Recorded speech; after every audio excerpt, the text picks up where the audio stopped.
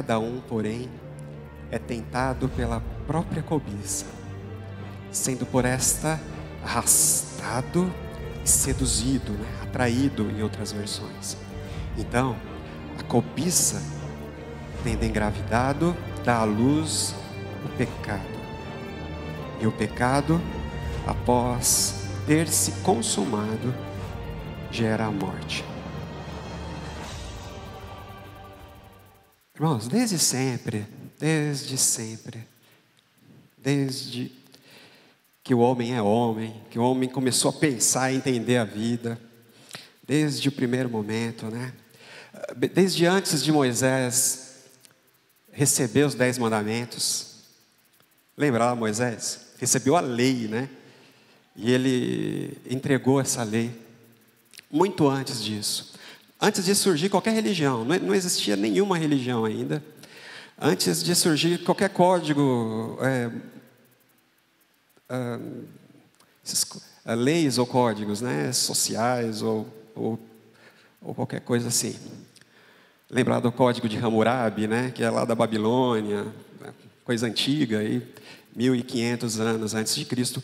Antes de tudo isso, irmãos, sempre, o homem, lá no fundo, antes de saber, ou de ler alguma lei, ele já sabia lá no fundo que havia um jeito certo e um jeito errado de viver.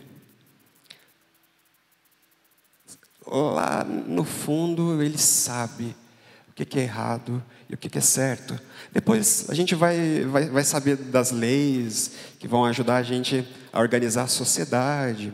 Quando Deus quis criar um povo, aí Ele registra a lei, Ele coloca lá nas pedras, para cuidar da organização da sociedade, daquele novo povo, daquela nova nação. Mas sempre, irmãos, o homem soube. Porque a gente está falando de pecado, e quando a gente começa a falar de pecado, e fala em 7 pecados capitais, e aí é perigoso as pessoas, às vezes, dizer, aí lá vai falar, vai vir com aquela conversa de religião, aquela conversa moralista, aquela conversa que os religiosos inventaram, segundo lá o Nietzsche. Os religiosos inventaram, os homens poderosos, a elite dominante inventou, para as pessoas ficarem calminhas, alienadas. Então, aí eles inventam esses negócios, essa coisa toda de pecado para colocar culpa nas pessoas. Então, irmãos, desde antes da religião começar a falar disso, antes até mesmo dos cristãos, do apóstolo Paulo falar disso, sempre existiu algo muito claro no coração do homem. Quando ele olha para si mesmo, ele sabe, irmãos, ele sempre soube, existe um jeito certo e um jeito errado de viver. Existem ações certas e erradas. Não é verdade? O apóstolo Paulo ele fala um pouco disso lá em Romanos, capítulo 2, no capítulo 1, capítulo 2 e no capítulo 3. No começo, no capítulo 1 e 2, ele começa a dizer que as pessoas, e todas as pessoas, não importa se elas já tinham entrado em contato com a lei de Deus estabelecida e firmada, ele fala que não importa, porque lá no capítulo 2 ele diz o seguinte, que todas as pessoas têm gravadas no seu coração a lei de Deus. Então, existe, irmãos, algo em nós, não foram os religiosos que começaram a falar disso, a gente sabe, a gente tem conhecimento na antiguidade, os gregos, os estoicos, os epicureus, todos eles começaram a refletir sobre isso. Eles pensavam que sim, havia uma forma errada de viver, como se o homem fosse uma máquina, e que para que essa máquina funcionasse direito, ela tem que ser usada direito. Se você usar a máquina de uma forma errada, ela vai o quê? Ela vai quebrar, ela quebra, ela não aguenta. Então, sempre, irmãos, desde muito tempo, os homens sempre souberam disso. Existe um jeito errado de viver. A Bíblia, ela vem nos mostrando que esse jeito errado de viver não faz mal apenas para nós, porque a gente quebra, Não é só para a gente, faz mal para a sociedade, para as outras pessoas que a gente ama, e muito mais, que quando a gente erra, quando a gente vive errado, nós também estamos lidando com a presença de Deus na nossa vida, e as pessoas lá fora, elas não pensam nisso, mas quando a igreja começa a falar disso, de pecado, e tentar, elaborar aí uma lista de pecados, e o homem precisa andar direito, ele precisa viver direito, a gente não inventou nada, é justamente isso que eu queria que a gente pontuasse aqui logo no começo. Os religiosos não inventaram. Por mais que hoje, no século 21, as pessoas digam isso, não, a gente sabe, todo mundo sabe, por mais que se diga o contrário, o que é errado, e o que é certo. E ponto. Por mais que se diga que são conceitos, tudo abstrato, não. Na prática, quando a gente entra em contato de forma concreta com a vida, com as escolhas das pessoas, com a forma de viver das pessoas, a gente sabe, está errado. E quando as pessoas erram, elas sofrem, e elas fazem sofrer. E a gente não tem para onde ir.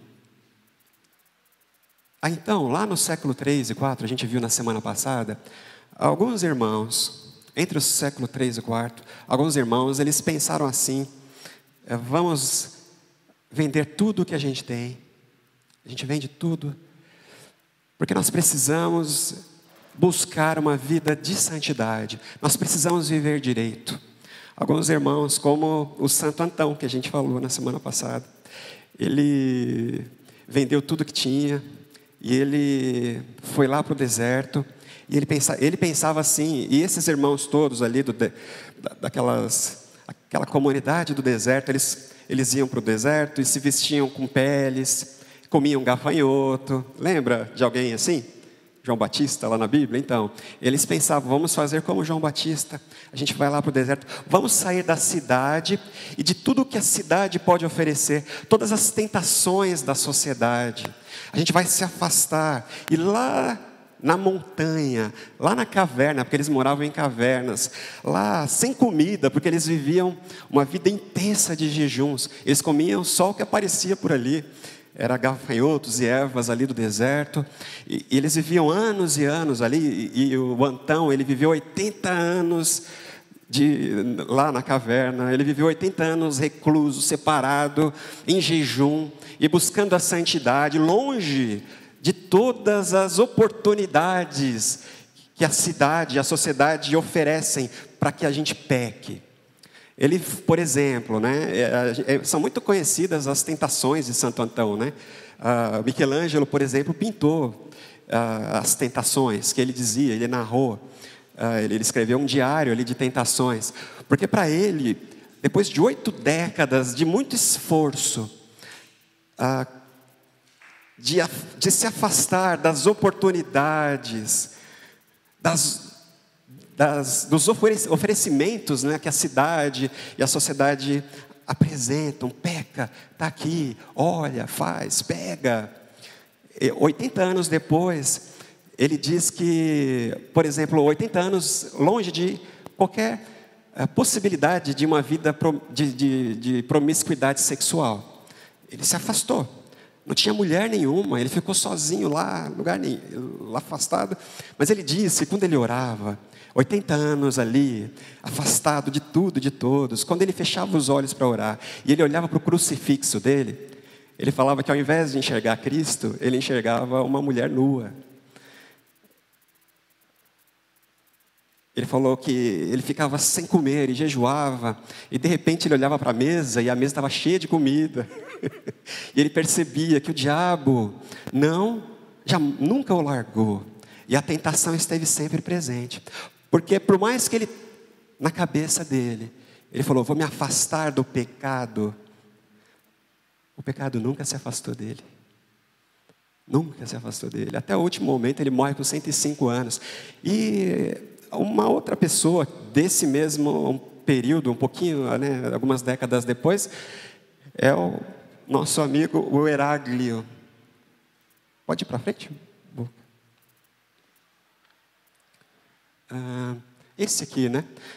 Foi ele que pela primeira vez, pensando nisso, depois de deixar a cidade, lá no deserto, lutando contra o pecado, e não conseguiam vencer, eles começaram a pensar no seguinte: não é muito a questão das nossas ações e os nossos atos pecaminosos e essas oportunidades. Não é muito isso. Existe algo muito mais profundo. Existem alguns pecados que são silenciosos. Eles estão lá dentro, ninguém percebe, na sociedade ninguém percebe. Eles estão lá dentro. E esses pecados silenciosos, eles são os pecados capitais. Segundo o Evagrio, lá do Ponto. Ponto é uma região ali da Turquia, da Turquia, né? É ali na Capadócia, ali aquela região, perto do Mar Morto, do Mar Negro.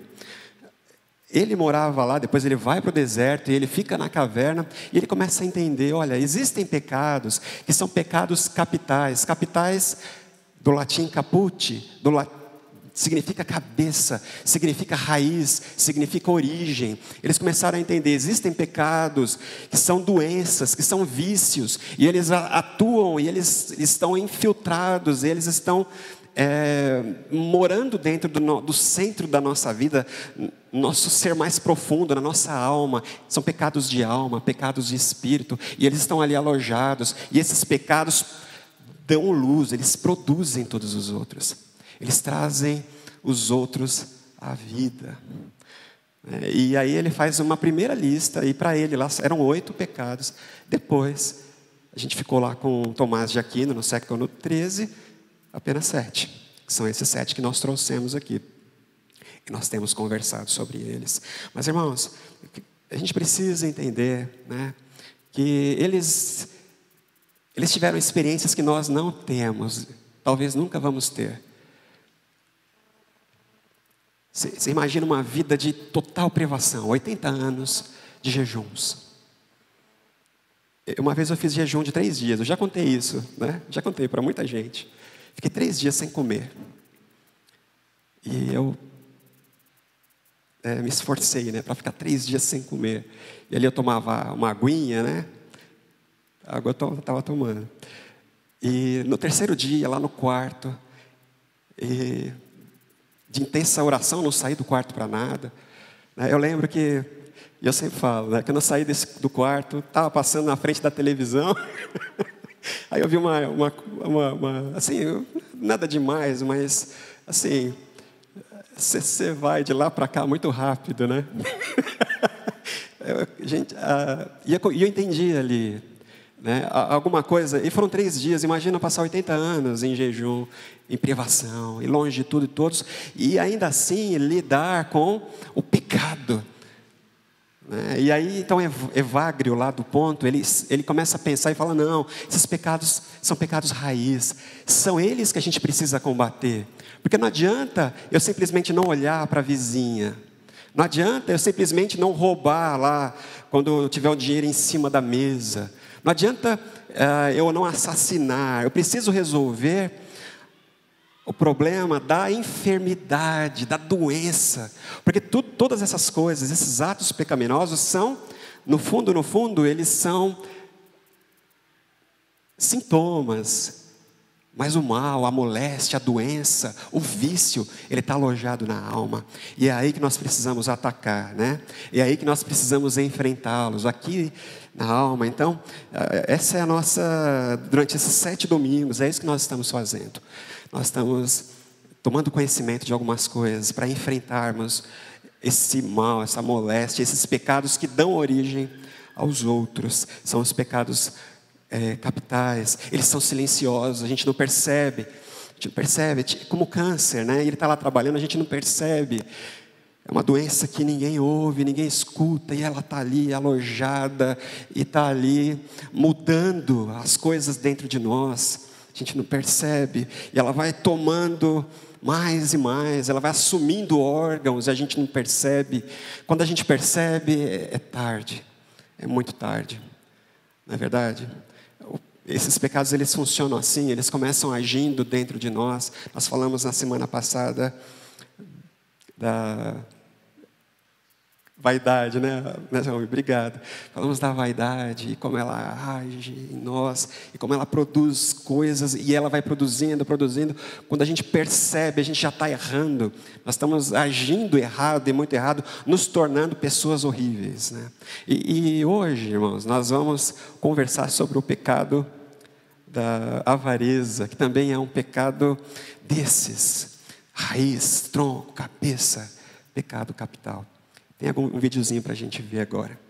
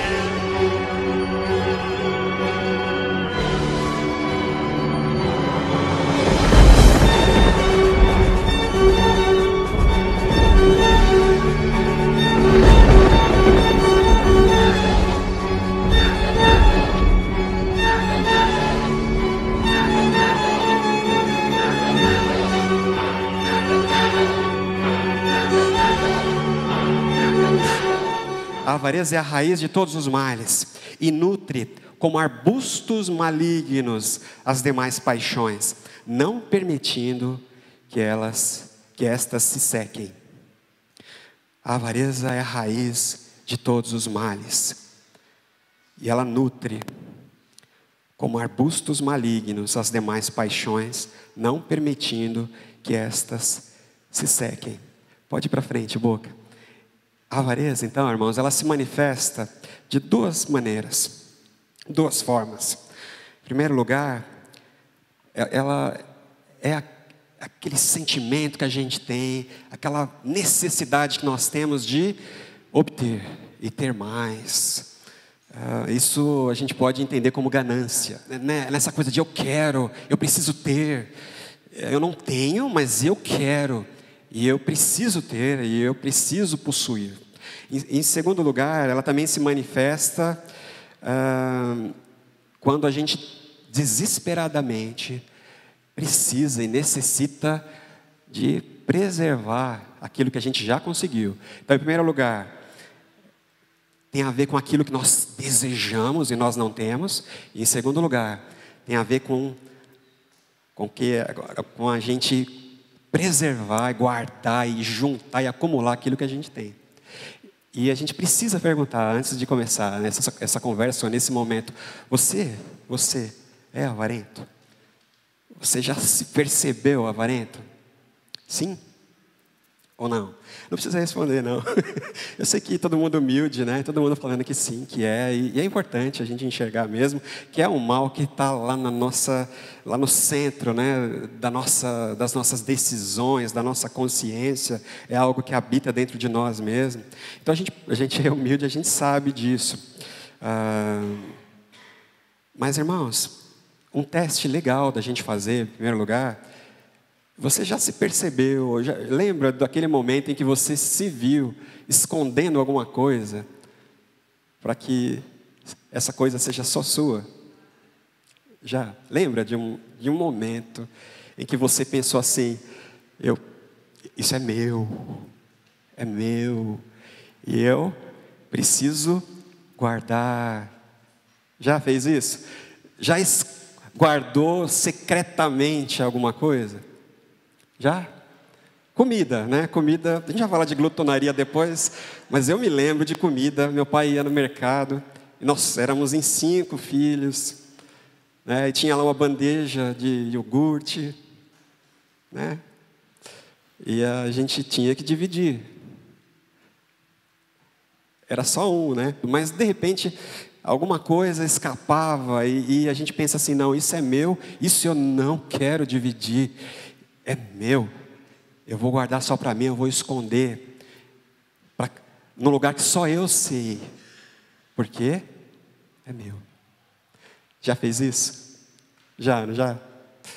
Então, a gente dá risada, mas são sintomas, né? São sinais de que existe algo de errado dentro de nós. Algo de muito errado. Muito errado. Por outro lado, também você já se viu triste. Triste mesmo. Mal, sabe? Quando baixa aquela coisa, porque você não tem algo. De repente dá aquela tristeza, porque você, por algo que você não tem, mas deseja ter. Você já se viu naquela situação em que você sente profundamente a dor de não ter. Já. Ganância e mesquinhez. Essas duas manifestações da avareza. Eu sei que elas estão no nosso meio, eu sei que elas estão dentro de nós, isso acontece. Dentro de nós. O grande problema para nós do século 21, o grande problema para nós hoje, talvez, também não é uma coisa tão nova assim, mas a gente enfrenta hoje uma dificuldade, porque para o mundo, assim como aconteceu lá com... Desculpa, qual foi, Rome? Me ajuda de novo, da semana passada, a vaidade.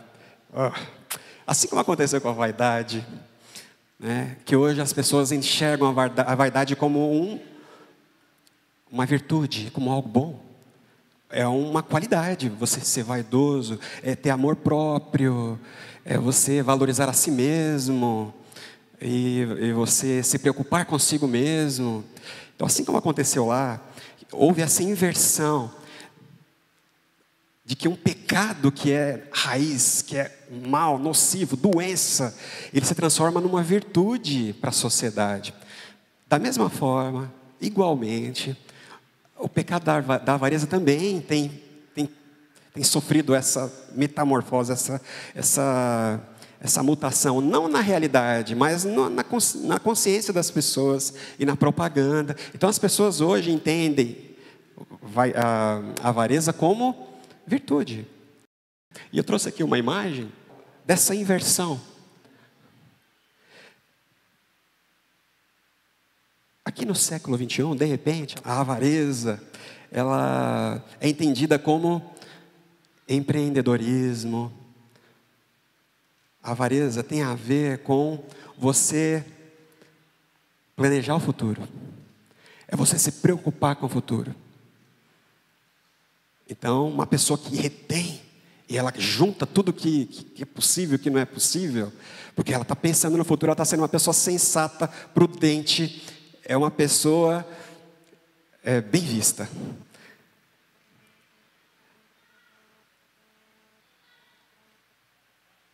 Será, irmão? Será. Porque eles falam que o ser humano evoluiu, né? Ele mudou. E ele precisa, assim, pensar em si mesmo e cuidar das coisas dele, pensar no futuro.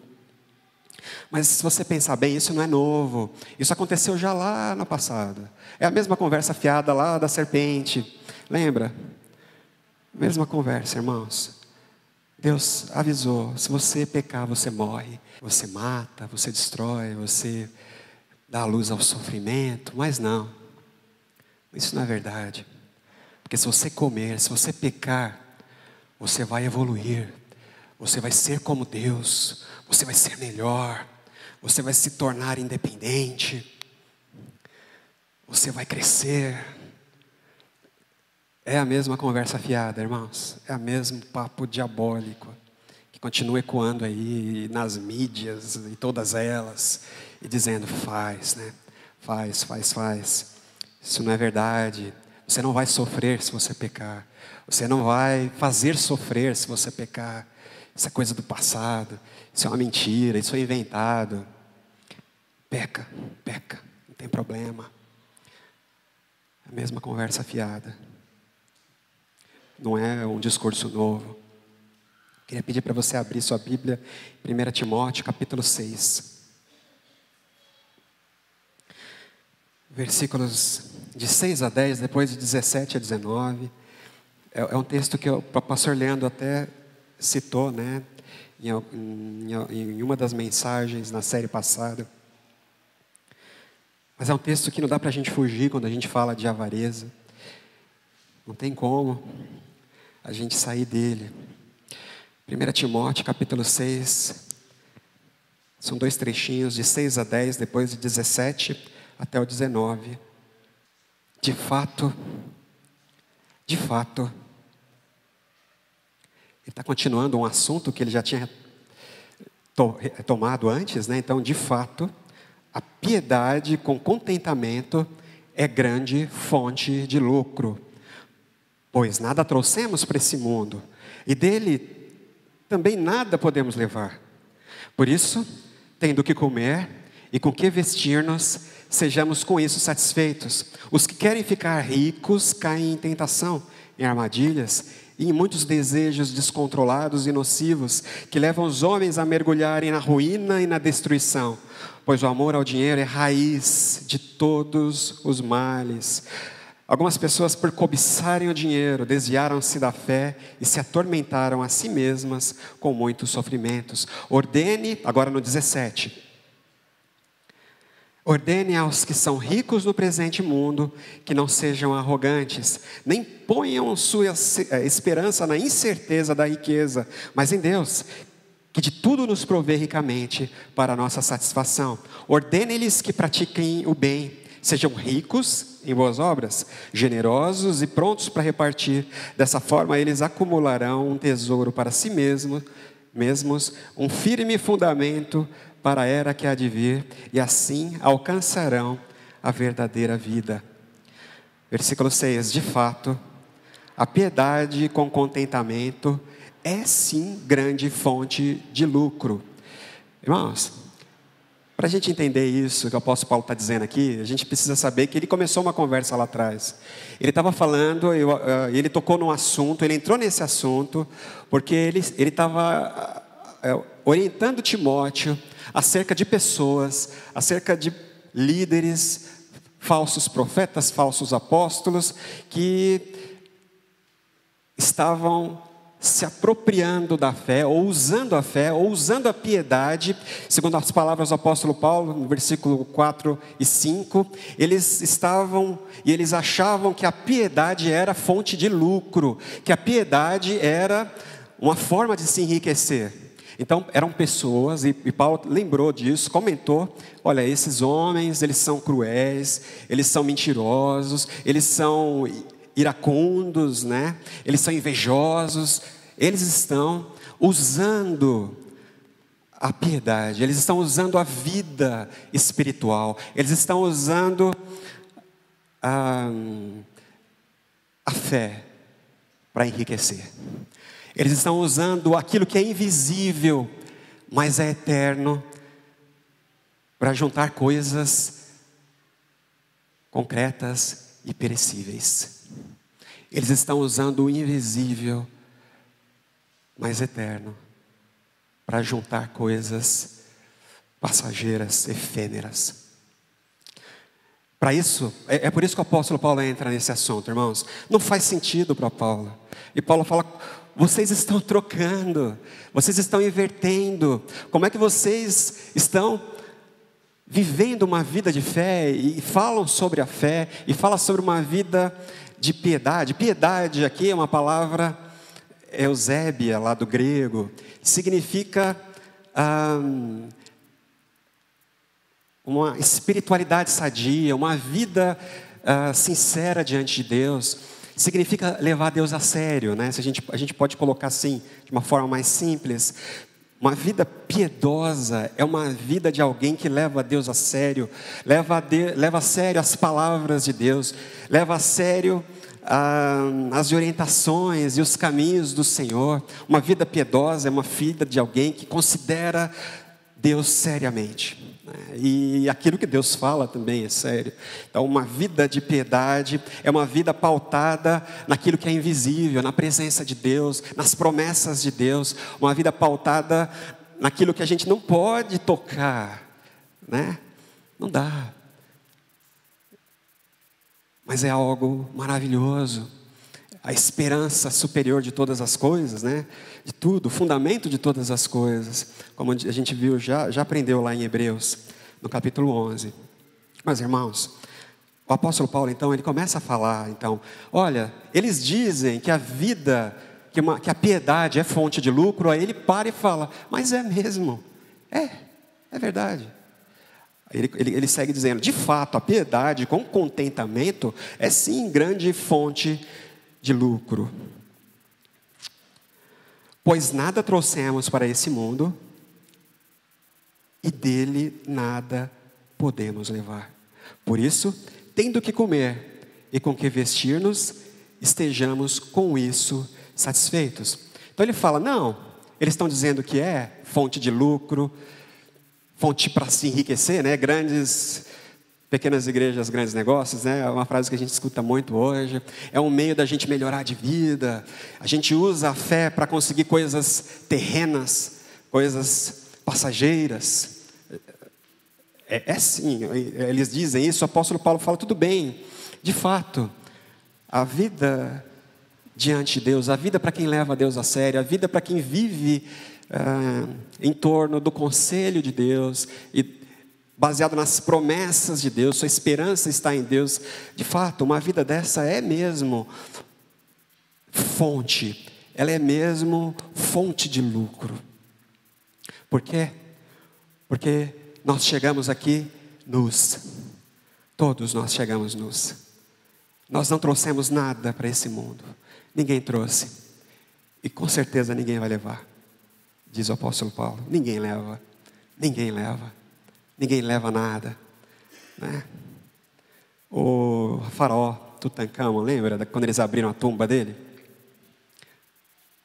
Eles encontraram a tumba e foram abrir o sarcófago lá e eles encontraram aqueles tesouros.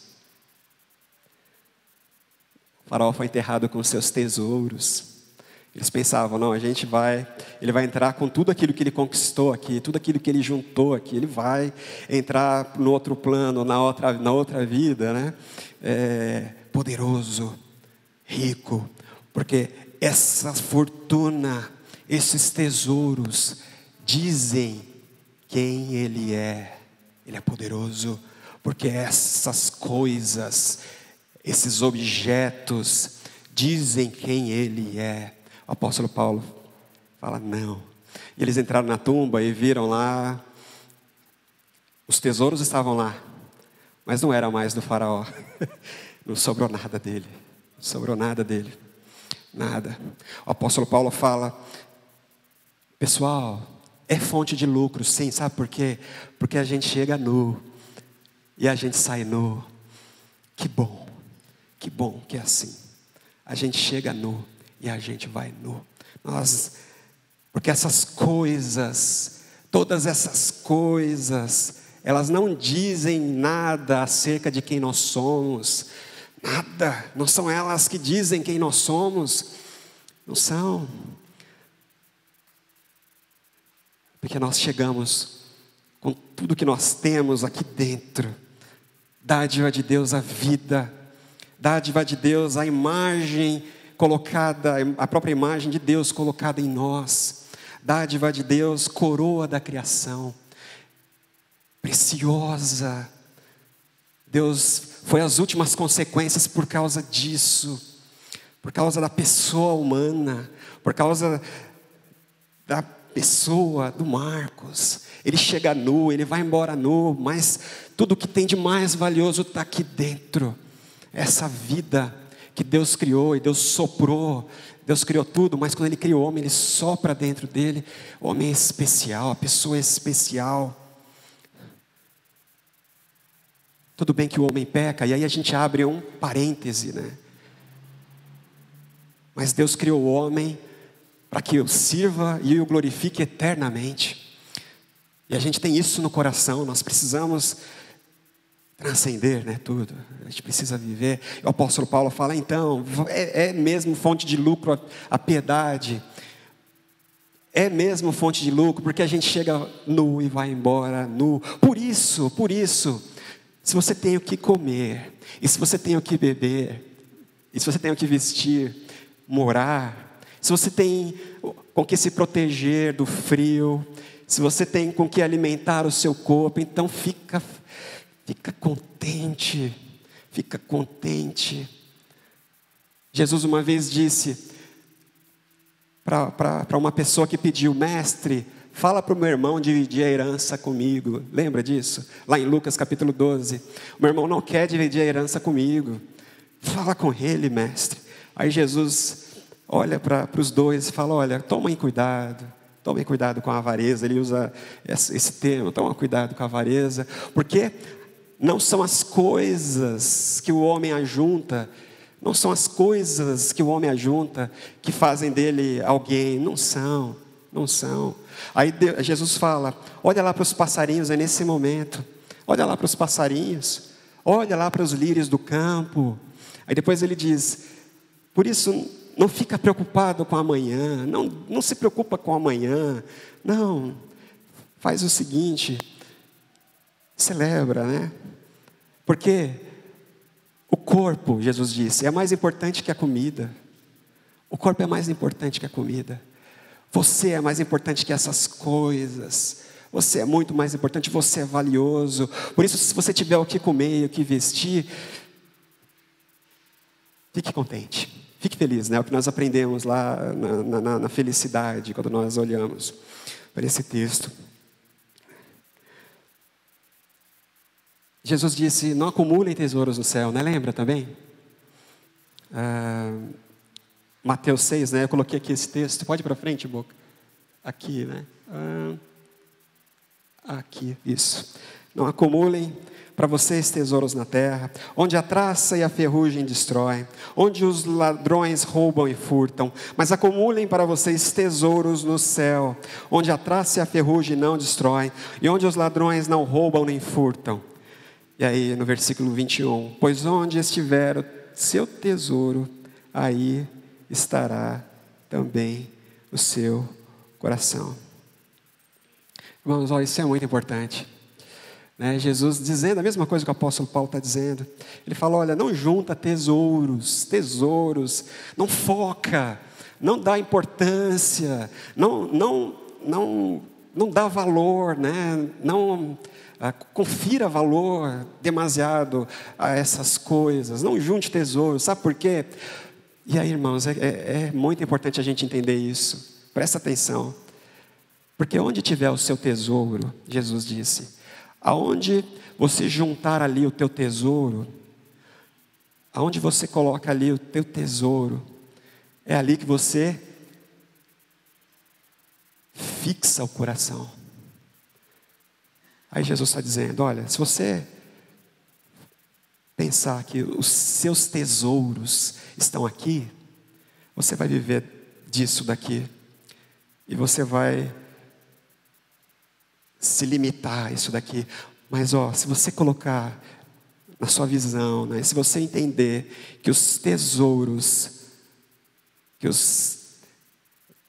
aquilo que tem valor realmente é aquilo que é eterno, colocar tesouro no céu, então, sabe o que acontece com o nosso coração, irmãos? O que acontece com a gente? O nosso coração, ele transcende. O nosso coração, ele sobe. Ele fica acima. Então, é consequência. Se você não entende isso e você pensa que você precisa juntar tesouros na terra, seu coração não vai sair disso. Ele vai ficar preso, encarcerado, limitado. Mas se você começa a entender que os seus tesouros estão além do horizonte, e é lá que você vai investir, e é lá que você vai focar, e é para lá que você vai juntar, irmãos, é juntar. É lá que você vai reunir. Então sabe o que acontece com o seu coração? ele é promovido, ele vai viver a experiência da eternidade. Ele se desapega, ele se desprende, ele se liberta das cadeias da avareza.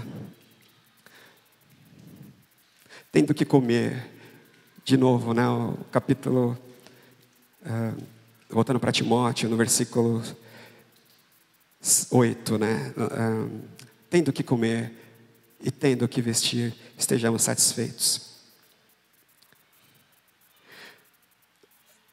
Fica parecendo, né, quando a gente fala isso, a gente fala às vezes com pessoas que não são crentes, elas falam, tá vendo, lá vem você de novo, falar para você se conformar e ficar acomodado, e ficar pensando lá na eternidade, no futuro, no céu, e aqui você é acomodado, aqui você é fraco, aqui você não faz por onde, aqui você não vai. Mas não é isso. Quando ele está dizendo, fica contente, se você tem para comer e você tem para vestir, fica contente. Aí você pensa, mas é muito pouco, como é que eu vou ficar contente só com isso? Não é verdade? Como é que eu vou ficar contente só com isso?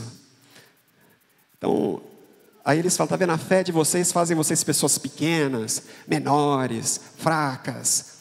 Mas não é, a palavra de Deus, ela vem nos salvar, da gente viver baseado no amanhã, baseado no que vem depois, nas coisas que nós não temos. Ele fala, se você tem para comer e vestir, celebra a vida, aproveita o dia, aproveita hoje, viva o hoje, viva o momento, esquece o que vai acontecer amanhã. E o próprio Jesus disse, o amanhã vai trazer os seus males, não se preocupa com ele, não perde o sono por causa do futuro, não olha para lá, olha para o que está acontecendo aqui. Aqui tem faltado o que comer? Tem. Não tem. Tem faltado o que vestir? Não tem. Então celebre a vida, alegre-se na vida, celebre a presença de Deus contigo. Fique contente, fique contente, fique contente. Isso te liberta, isso te liberta. Quando você entende que você chegou nu e vai embora nu, isso nos dá humildade, não é verdade? A gente fica livre, não preciso me preocupar com o amanhã, porque eu sei que o meu amanhã está nas mãos de Deus, está garantido, a minha vida eterna está nas mãos dEle. Isso aqui é só uma antessala, isso aqui é só um parênteses, é só um momento. Eu sei que minha eternidade está garantida nas mãos de Deus, nas promessas dEle. Meu coração folga, meu coração, ele se alegra nisso. Todos os dias, é o pão de cada dia, aleluia, não faltou, porque irmãos, Deus se compromete com as nossas necessidades, Ele tem um compromisso, porque eu sou velho agora, mas eu já fui novo, já fui criança, e eu nunca vi o justo mendigar o pão, nunca vi os justos passar necessidade, ser privado do básico. Não existe, porque o Senhor provê, e Ele provê. Por isso, meus irmãos, libertem-se dessa pressão que a gente tem recebido, de querer ter, de olhar para o futuro, um dia eu vou ser feliz. Não seja feliz hoje, seja contente hoje, contente-se com o que você tem, contente-se com o básico, porque no básico você está sendo suprido. Amém? Amém, irmãos?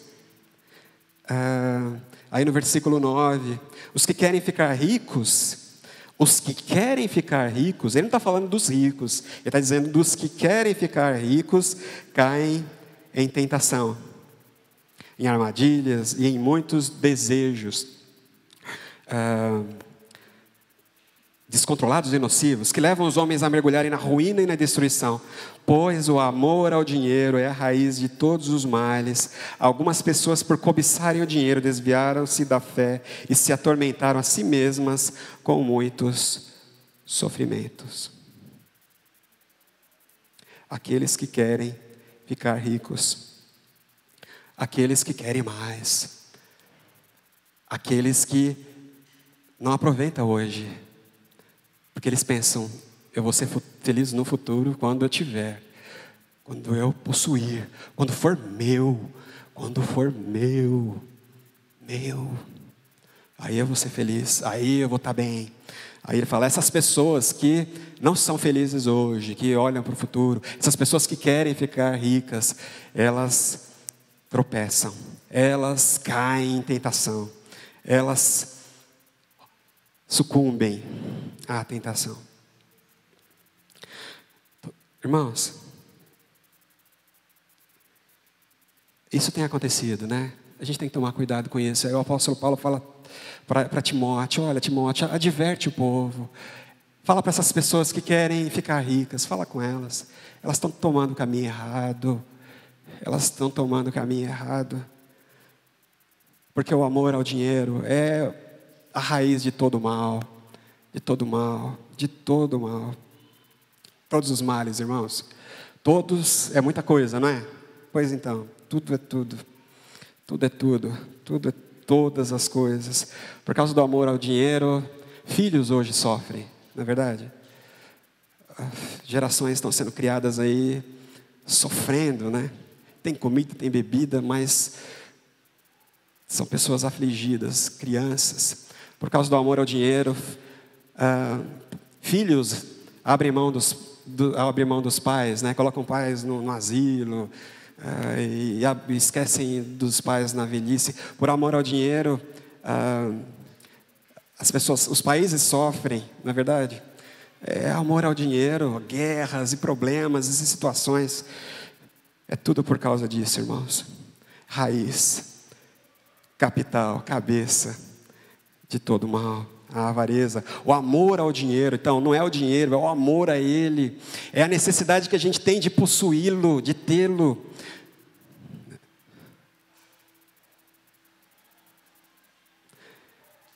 Quando a gente esquece, quando a gente perde de vista que nós temos o que comer e o que vestir, e nós estamos vivos, nós precisamos celebrar a vida, é o que tem para hoje, aleluia, e a gente foca no futuro, e foca naquilo que nós não temos, nessa necessidade de ter.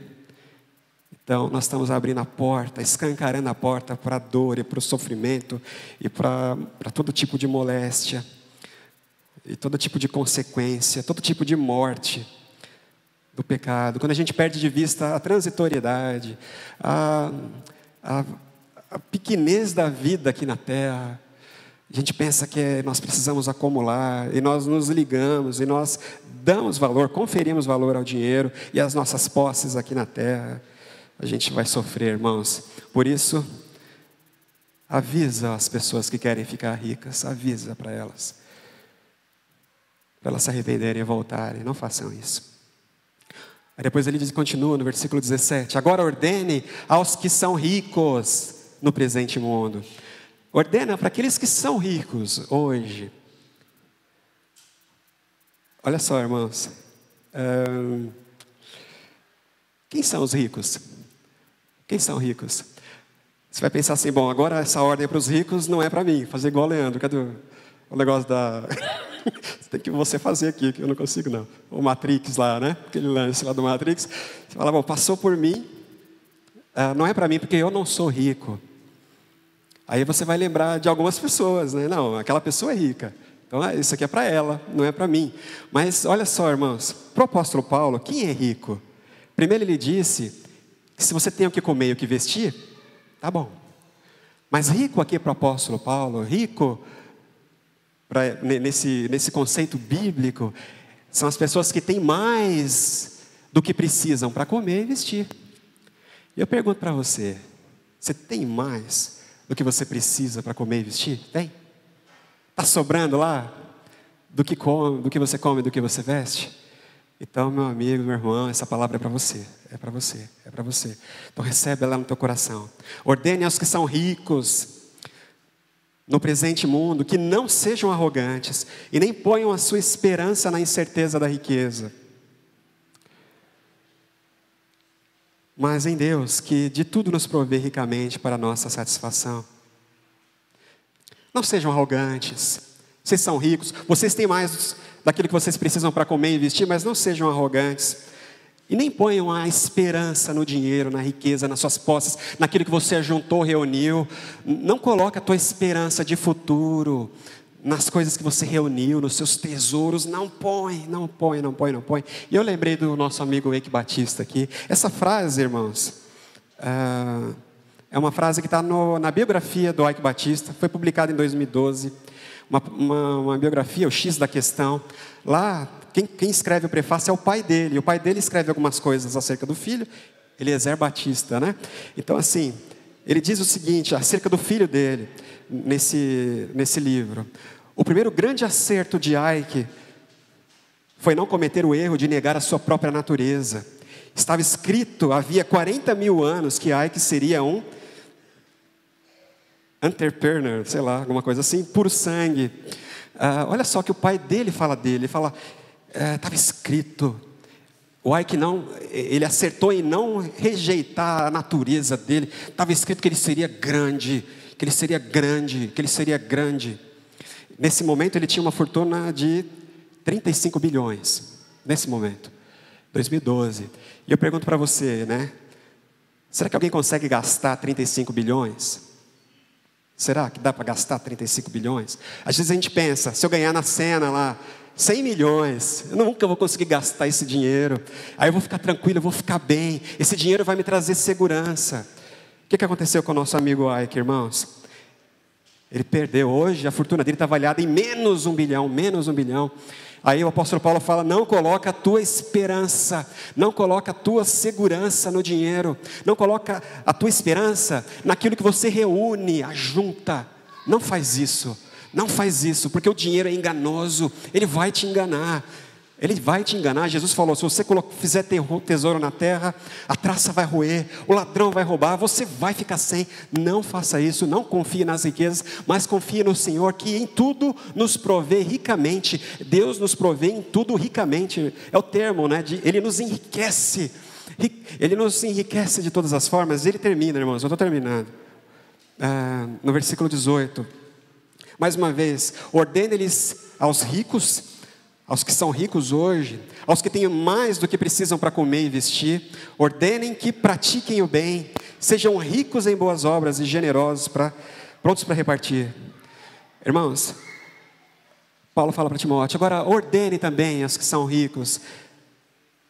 3 coisinhas, né, que ele fala. Sejam ricos em boas obras, pratiquem o bem. Depois ele vai dizer no versículo 19, dessa forma eles estão acumulando um tesouro. Tem a ver com aquilo que Jesus disse, é juntar tesouro no céu. Como é que se junta tesouro no céu? O apóstolo Paulo, ele deixa claro aqui, como é que se junta tesouro no céu? É fazendo exatamente o contrário daquelas pessoas que ele falou lá no comecinho do capítulo. O que elas faziam? Elas usavam a piedade para ficar rica. Aí o apóstolo Paulo fala, faz o seguinte, usa os seus bens materiais, usa todos os seus recursos aqui, para ficar rico na eternidade. Para ficar rico e para juntar um tesouro permanente. Faça o bem, compartilhe, seja generoso. Generosidade, irmãos, para a gente vencer a ganância, para a gente vencer a mesquinhez, para a gente vencer esse pecado, nós precisamos ser generosos, é remédio. Sejam generosos, ordenem aqueles que têm além do que precisam. Irmãos, hoje você que vai para casa, e você vai se reunir com a sua família para almoçar, celebre a Deus, porque você tem além do que precisa, não é verdade? E peça para que Ele te ajude a cuidar daquilo que excede, daquilo que sobra, porque isso que sobra, você deve usar para juntar tesouros que sejam eternos, tesouros que não vão ficar aqui, eles não vão ficar junto com as coisas, mas eles vão ser promovidos lá para outra vida. Amém, irmãos? Amém? Vamos ser generosos, né? Vamos olhar para o futuro que nos aguarda na eternidade e vamos viver o presente de forma plena. Amém? Vamos fazer isso? Então abaixa a sua cabeça, meu irmão. Vamos orar agora.